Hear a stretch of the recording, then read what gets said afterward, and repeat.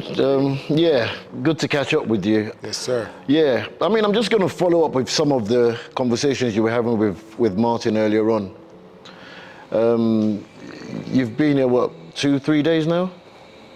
About closer to 5 days. Oh, wow. Yeah. How time flies when you're having fun. I just wanted to kind of reflect on some of your insights, because you spent some time with the team, you spent some time with some of the clients that we're working with. I mean, what are your thoughts? You know, I mean, you've been doing this for a long time and you've seen different programs. What comes to mind for you? Well, I'm certainly impressed with what you guys have done in a year and a half, what you've created here in this oasis, this beautiful facility. As you said, I've been doing this for a long time. I've audited a lot of programs. I started a lot of programs. I've run a lot of programs. I have an idea about what kind of components need to be in a program for it to be kind of the industry standard, kind of effective. I can tell the difference between a program that's a lot of show and not enough, a lot of fluff and not enough clinical content.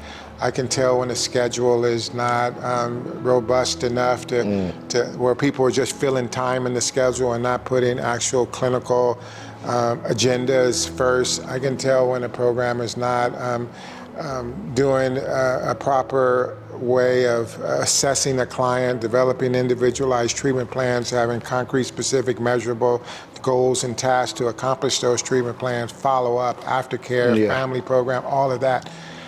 There's about 12 different components, you know, that you really look for in a solid program. You guys have all of that. You guys have every one of them. I am so impressed with the work that you've done, and particularly you and Martin specifically, you know. And you have different roles, but they're very complementary. And I'm not just saying this. I hope you know that. I don't just say to people, say nice things to people, but. And you're in India, and the model, I think the intent of starting Samarpan was to develop a program that was kind of more Western flavored, that has a little more stronger clinical content, less kind of, what would be a word I would use, less intuitive. Some of the programs that I think that I understand that here aren't as clinically strong in terms of Western style techniques, the things we talked about, cognitive behavioral therapy, rational emotive therapy, relapse prevention, all of that kind of stuff, the importance of treatment planning and individual assessments, all of that. So I think that the intent was for you guys to create something like that. Yes. And you and Martin came over here and you absolutely created that. You have the more of the both of you are leaders, director and co-director, whatever the titles are. Your role, as I understand it, is heavily more clinical because you're a clinician. Yes. And I can see your hand in so much of this. I've had the pleasure of watching you speak and present, and I've had the pleasure of talking to clients that you work with. And so what I see, and I've had the pleasure, and I want to say this because I think this is really important, your staff came from India. Mostly, except for you and Martin, I think everybody else on the team is from India. Yes. And none of them maybe have done anything like this model. This model has been very new to most of them. Yes. They've all are licensed therapists and professionals, strong professionals, but not ever having used a full-on treatment model like you've developed. And I'm glad that you didn't develop something light. I'm glad you didn't develop something, you went right for it. This is what it looks like. Yes. This is what we're going to do. And you allowed people the opportunity to kind of catch up with that. So I've had the privilege of being here last year and seeing where your staff was then, and being here this year with your supervision, your direction, your role modeling, because you actually see clients. Yes. As a director, you're actually still doing, you have a caseload, as does Martin. Yes. And so I can see the difference in the staff also. So I see the staff feeling more confident, more competent, having more understanding of the model, less intimidation about the model. I mean, the cultural issues where people, I remember us talking about some of the staff that was reluctant to be heavy-handed or reluctant to, did they really have a voice when you've got a doctor in the room? Does their voice count?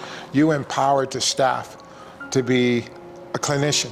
Yes. And to say what they think and do it and be able to confront and all of that. So I'm really impressed with what you guys did here. I think you guys have done a wonderful job. I would send somebody to Samarpan in a heartbeat. In a heartbeat, I would send somebody here. The only thing that would be an impediment to sending someone here would be the travel.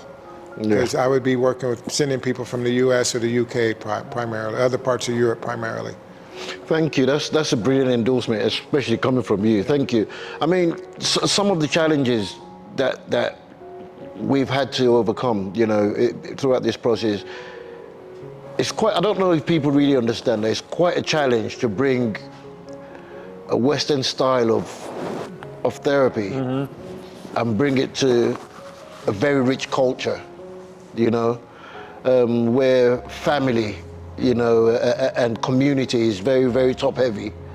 And then also a community of people that's the concept of, you're gonna laugh at this, confronting or challenging a client or challenging each other is not a concept, We've had so many of those obstacles that we've had to overcome. I mean, what are your experience of something similar? Well, let me just acknowledge first, just like a lot of the Indian staff and the culture has had to adapt to the way that you do it. Yes. The way that this Western model, if we, for lack of a better way to refer to it, this Western model of doing substance use disorder treatment, they've had to adapt to, we got to change some of our thinking to make this work. Yes. You guys have also had to adapt to changing some of the way you work to accommodate their system, the system here. And as you say, the system here, one of the things, we always, in this work, we always look at being culturally competent. We always have to think about how do we adapt our care to accommodate, acknowledge, respect, value the culture which we're working with. And it could be cultures like sexuality, age, disabilities, race, creed, religion, lack of all of that. Those could be the cultures. So we're used to, as providers, as clinicians, you and I, how do we modify the way we do treatment to accommodate the cultural issues? One of the strongest cultural issues, and I just want to speak also to when you and Martin came and spoke, or had that pleasure opportunity to invite you guys to come to Florida last year for our inaugural first relapse prevention symposium as experts. And you guys presented a brilliant presentation on the adaptation of a relapse prevention model in India, and taking into consideration some of the family impact. Sensitivities. Cultural sensitivity. Yeah. And one of the strongest cultural differences here has to do with the family, the way the families are involved, to what extent they're involved, to how much power they have in the decision making of not only treatment, but even things like marriage, for example. Some families have an incredible amount of power, and the role that the client plays in the family system, and you've become, I would say, very, very knowledgeable and competent in how to adapt not only this clinical model, but just your whole clinical style in general to help these clients and to deal with those issues. You've done a great job with that. Thank you. I mean, it's interesting you said that, because one of the areas that is still kind of, what's the word I would look for? Give or take. We're having to keep treading quite softly on this, is when you have a family member that sends their sibling, their husband, their brother here, and they ask us the question, what's your success rate? When he leaves here, is he going to be fixed? What are your thoughts on that?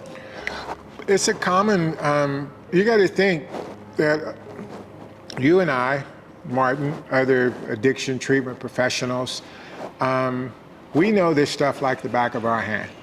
Like, we've been doing it long enough that we have some real we know better than to think that somebody during the course of treatment is going to leave cured.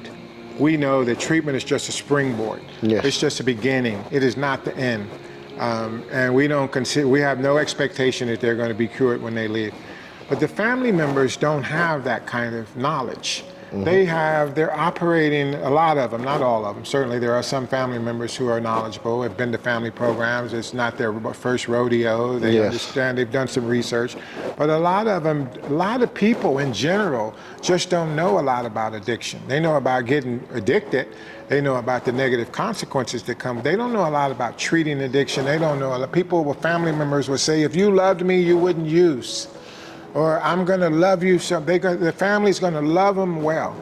If I just love him enough, he'll stop drinking and using. I need to take care of him. I'd rather he'd get high at home than go out there and drink. I'll give him some money to get one more fix because I don't want. And I'll drive him there. I'll drive him there. Yeah, I've had. You've probably had. Yeah, of course. And so when the family member says that, it speaks to their. I hate the word ignorance because it sounds critical, but I don't mean it. It's just not knowing. It's just this absence of knowledge, absence of information. So a lot of family members, part of your job, which I know I've seen you and Martin both do this, is you're very good at educating family members. I've been in the room with Martin talking to a parent who's calling about a person that wants to come into treatment. The parents got their whole agenda about what needs to happen for this person. This person needs to go into rehab tomorrow.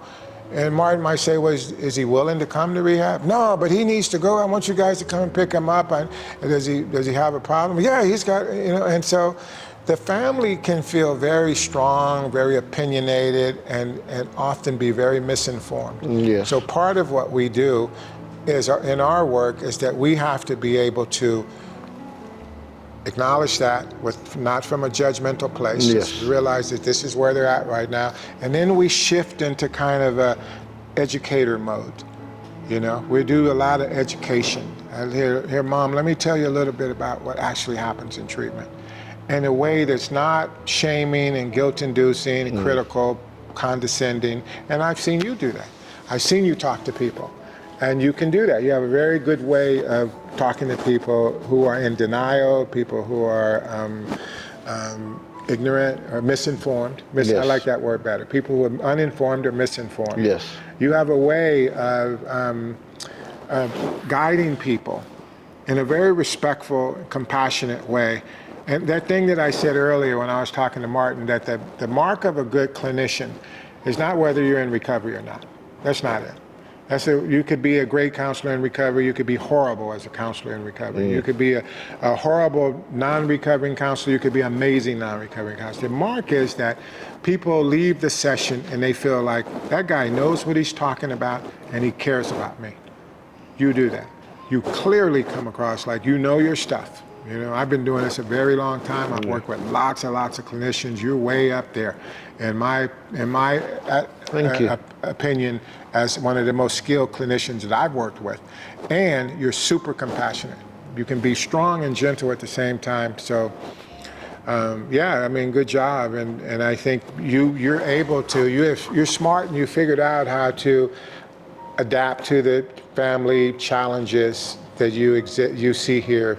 Not only the family, there's language stuff, there's passivity, there's grandiosity, there's a class system, there's rich and poor, there's all kind of dynamics. I was just going to talk about that because, as you can well see, we cater to the high net worth market, and typically the Indian referral system is normally the psychiatrist, and they carry a lot of weight, and unfortunately, albeit that I've seen some progress taking place, there are quite a lot of psychiatrists that are not necessarily well versed in substance use disorders, or their way of perceiving the work we do is quite antiquated. So the families tend to listen a lot, and there's a lot of conflict.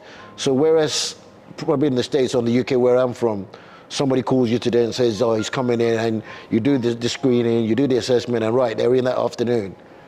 You could be talking to these people for the next 2 years to get them to a position whereby they even consider the fact that they're going to need to come in. And as you well know, some people might not live that long. Yeah, absolutely. I mean, what are some of the interventions that you would suggest that we use? Because a lot of the time, we can see very clearly that this person is stuck in denial.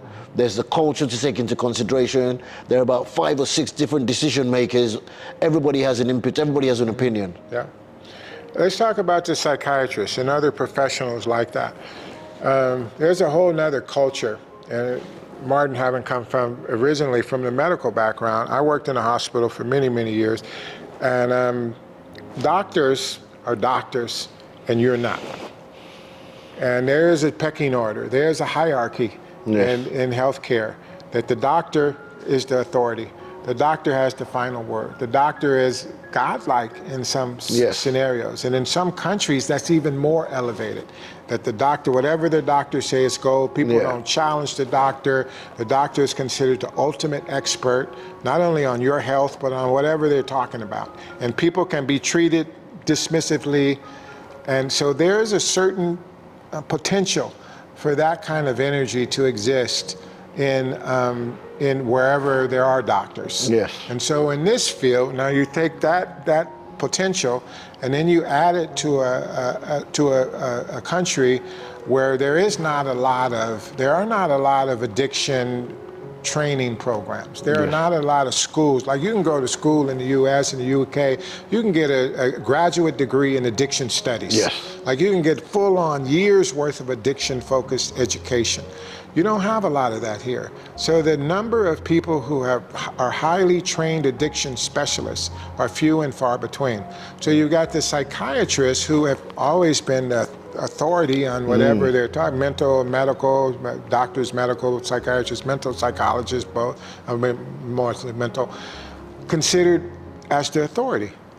Now, they also have, many of them, I can't tell you in my career how many psychiatrists I've had call me to ask me questions about addiction treatment, and you probably have had of course, as well. I ran a behavioral health department in a hospital, like I said, for 14 years. I had probably 10 psychiatrists on my team.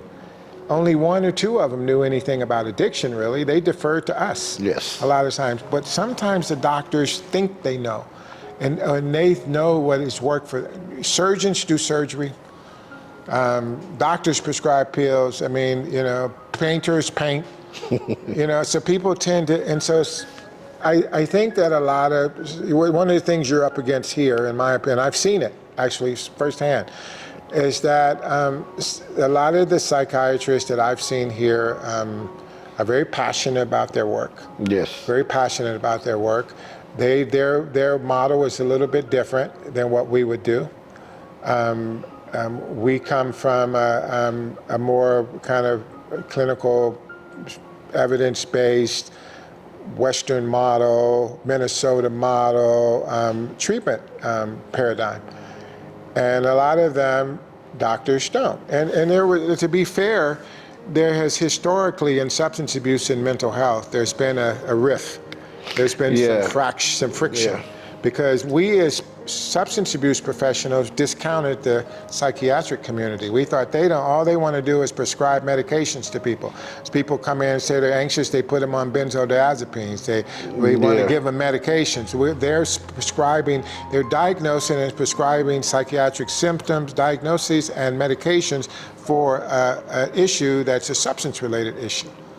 So this looks like he's depressed, so we're going to put him on. He's depressed because he just got off of heroin. He's anxious because he's been using cocaine. So we would discount them, and then they would discount us. They would say, well, you guys don't know what you're doing. You're giving people your phone numbers, you're hugging them, or you're telling people to go to meetings. What kind of stuff? That's nothing therapeutic about that.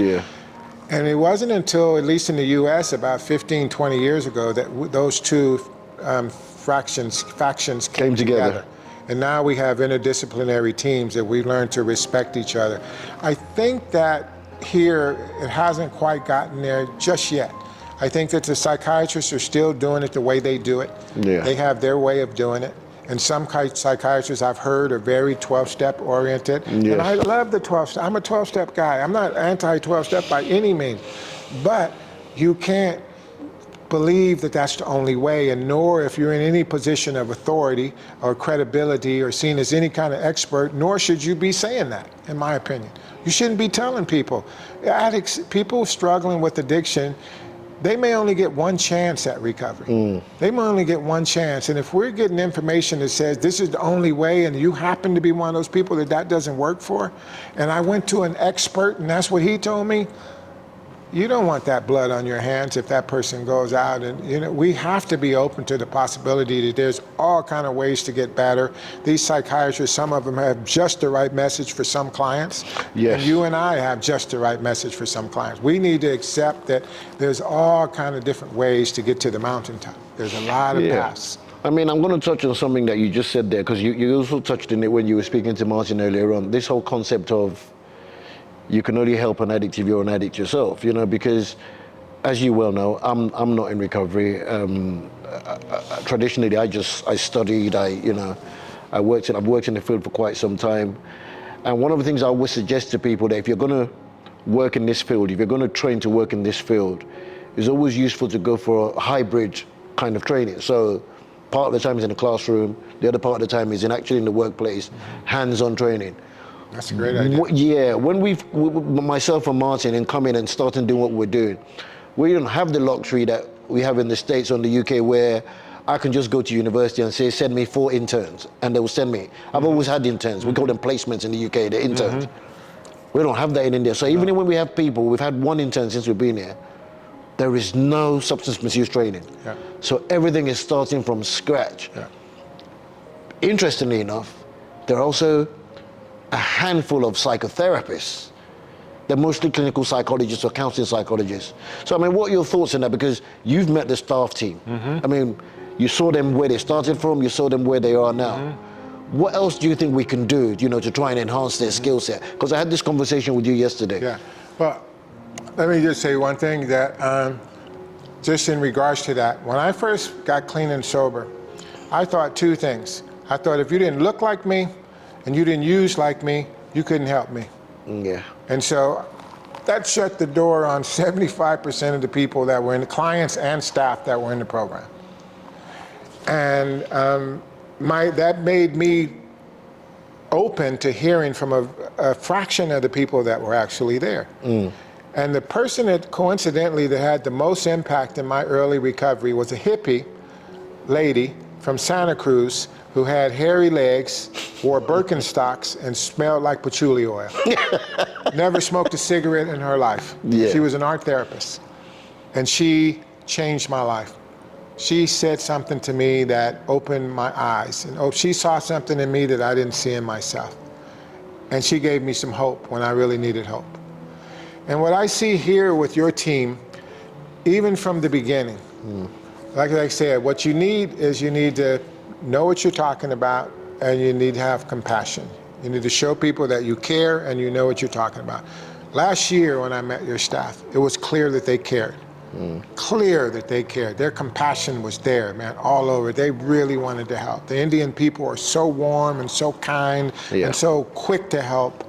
Beautiful smiles, beautiful energy. I saw that with all of your team. The whole staff, from the people working on the facility, to in the office, to in the kitchen, to all the clinical staff, it was so clear that they cared. The compassion was there. They wanted to help.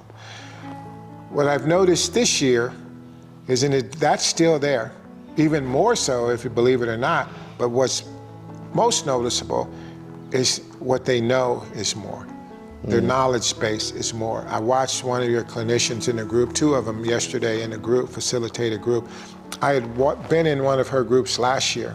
And I watched her this year, and I watched how much more confident she was. I watched the way she navigated the group. I watched the way she checked in with people. I watched different little facilitation skills that she demonstrated, most of which she probably learned from you guys. You role modeled that. So, it's just a wonderful, wonderful thing. And as time goes on, because you don't have the luxury of being able to, like you said, get interns here, or even more so, choose from a pool of comparably educated and experienced clinician as you and Martin. So you don't have that luxury here. It's difficult. They always say it's hard to find good people. It's even harder to find good people when there are no people to choose, less people to choose from. And what I've seen here is that you're getting very good psychologists, clinical psychologists and clinicians, and there are some very good psychiatrists out there who want to help. A lot of them aren't familiar with the way that we do treatment. And so it's still a learning curve for them. and for you and for them. So there's this dance that's going on as we try to figure out how to best work together and utilize the skills that each one brings to the table, the unique skills that each one brings to the table. You've had the benefit of speaking to some of the clients that we're working with. I mean, one specifically that I can remember. I mean, he leaves in a couple of days, and tomorrow. Well, actually, wow, you remembered. Yeah, tomorrow. He leaves tomorrow, and I mean, he's in trying to get him to commit to a period of time in treatment in order to be able to do the whole work I would have liked to do with him. He was kind of a bit ambivalent as to what he wanted to do, but we managed to do what we could with the time we had. I mean, what are your thoughts? You spoke to him at length. So, what came up for you when you spoke to him? Well, you know, one of the reasons, as mentioned earlier, that I'm even here, this trip, was to follow up on the CENAPS relapse prevention training, and that you and the rest of your staff took part in last year, in a 5-day long, very intensive training, and the fact that you all went on to got your credentials as advanced certified relapse prevention specialist and implemented this model into your programs in such a very nice way, very seamless way, as you kind of fit that into the schedule in a really good comprehensive way. I like how you did it. I've seen other programs do it, but the way you did it, it works. I get it. And so I was here to, deliver this Center of Excellence Award, and one of the things that I wanted to do was see again firsthand how you're using it in the program. Yeah. So I talked to a client that you've been using this specific model with. Yes. And I think you got to about eight sessions through it. You didn't get to finish the whole thing because, as you say, he wasn't willing or able to stay long enough to do that. Yes. But I could see the good work that you did with this young man. I could, just listening to him, showed how much he had learned already. That even if he doesn't get to finish the whole piece, which I would love for him to do as he transitioned into a lower level of care, my wish is that he gets to pick up what you started. I know you've got a few people out there that can do somewhat like you do, but I don't think he's going to get the same level of care because we don't have many people here yet. You don't have as many people here that are rowing in the same direction. Yes. But what I saw with this client was his appreciation for his work with you, his appreciation for this treatment model, and he was a person who he is a chronic relapse. Yes. He was perfect for this work because he's been clean and sober multiple times for years, more than years. He had almost 3.5 years of total abstinence in his since his first attempt at trying to be clean and sober. He's been to treatment. He's had some periods of recovery. Yes. And so he was a perfect model for that. He, by his own admission, gained so much from the work that he did with you. He didn't. There's still more, as with everybody who leaves treatment. There's still more to learn. But I was impressed with what you did with him and his ability to receive it. Okay, I mean, interesting enough, I sent off his discharge summary today, to the continuing care team, and I did mention that it would be really helpful if there is no gap. Yeah. There's no gap between the work he's doing here, 2 weeks before he picks us up, because he's on a trajectory. He's on, there's momentum at the moment, and I want us to be able to keep up this momentum, especially for the clients that we see who are chronic relapsers. And one of the things we also try to do here is, as much as possible, educate the family members on the relapse process. Because what I found is, for a lot of them, when we sit down, because every client that we have here, we have family sessions with them. Excellent. And a big part of what we do in those family sessions is get the client to inform them of what their warning signs are, the red flags.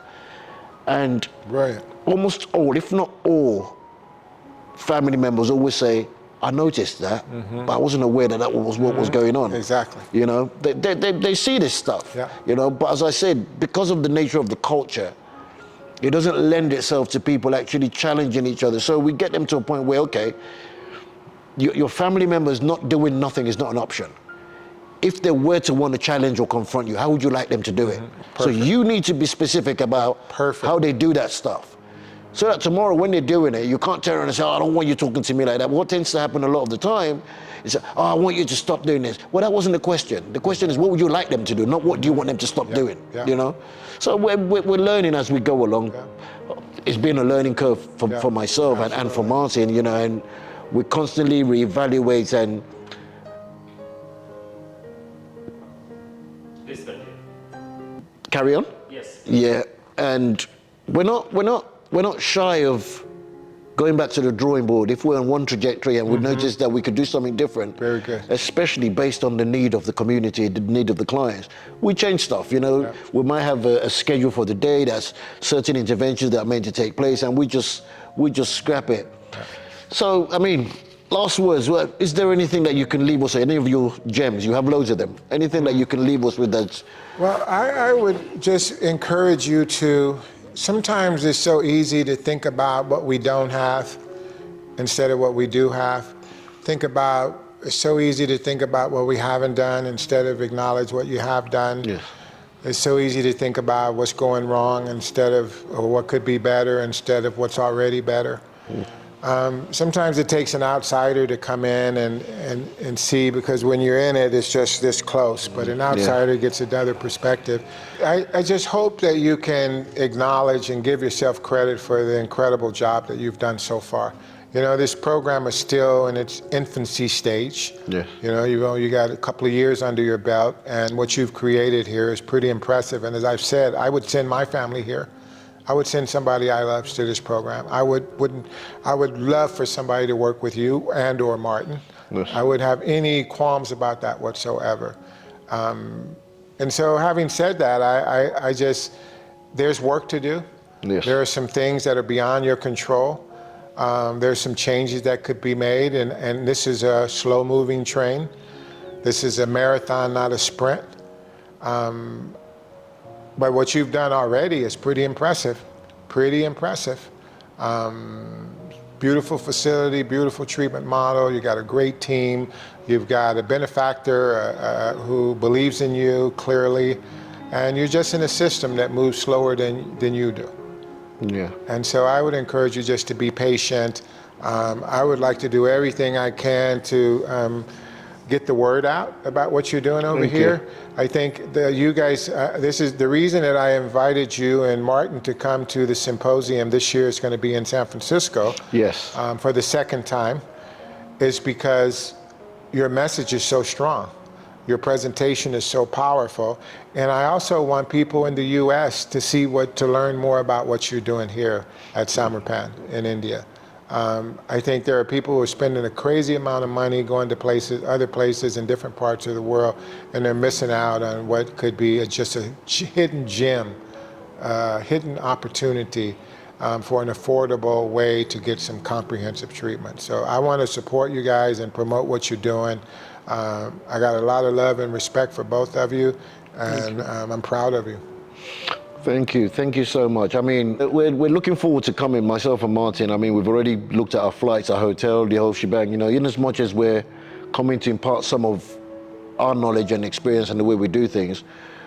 Just like last year, we also take a lot away, you know, that we can bring back and implement in the program. Thank you so much, Roland. You know, it's always a pleasure to be with you, and I love you too, brother. Right on. Thank you. Oh, man.